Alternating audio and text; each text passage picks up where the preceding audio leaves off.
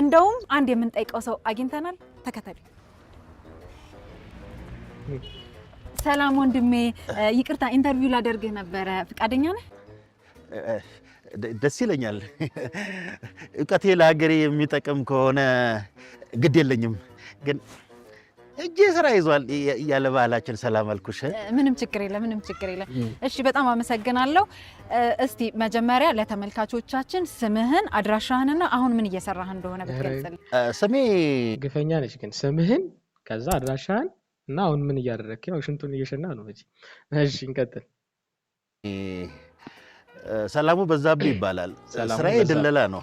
አድራሻዬ ያው በተለምዶ ጅማ ረጃ በሚባለው ቀበሌ 09 ጋሽ መኮንን አጥር ስር ነው ያለሁት።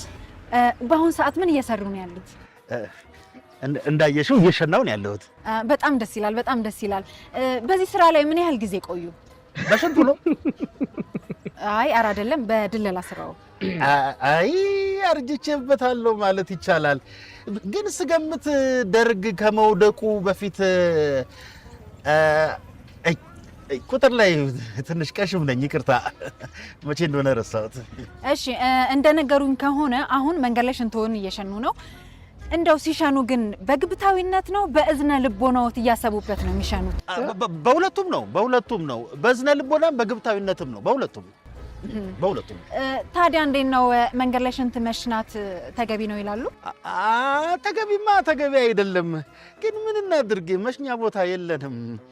ያው ለምሳሌ አሁን እኔ ግቢ ገብቼ ልሸና ነበር።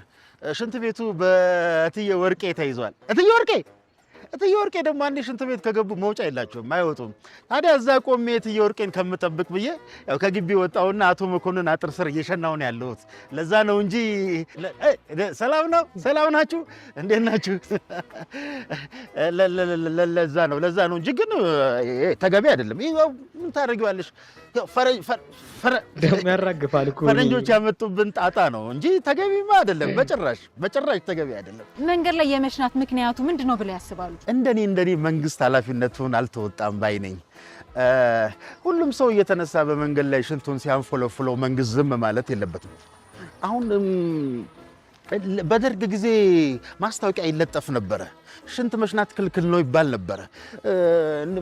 ሲሻና የተገኘ ሰው 5 ብር፣ ከሽንት በላይ ደግሞ ከፍ ካለ ደግሞ 50 ብር 100 ብርም ይቀጣ ነበረ። ታስታውሻለሽ አይደለም? አሁን ግን የለም። መንግስት ተይቷል ማለት ይቻላል። እንደው አሁን በመንገድ ላይ ስትሄጂ መሽናት ክልክል ነው የሚል ጽሑፍ አይተሽ ታውቂያለሽ? አታይም?